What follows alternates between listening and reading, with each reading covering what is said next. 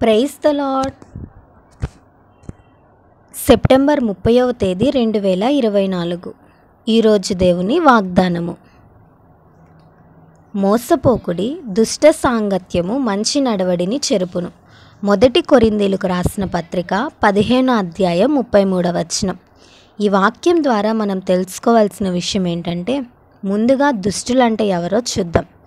ఎవరైతే వ్యర్థమైన డంబపు మాటలు మాట్లాడుతూ శరీర సంబంధమైన దురాశలు కలిగి తప్పు మార్గాలలో నడుస్తూ పోకిరి చేష్టల చేత మరలకొల్పబడవారు అందరూ దుష్టులతో సమానులని 2 పేతురు పత్రిక 2వ అధ్యాయం 18వ వచనంలో చెప్పబడి ఉంది.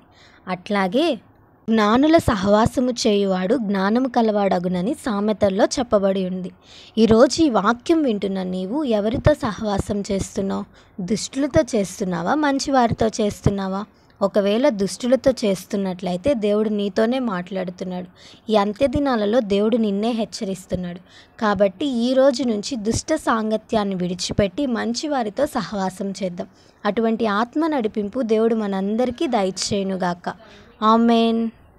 ఈ వీడియో మీకు దీవెనకరంగా ఆశీర్వాదకరంగా అనిపించినట్లయితే లైక్ చేయండి, షేర్ చేయండి, సబ్స్క్రైబ్ చేసుకోండి. God bless you.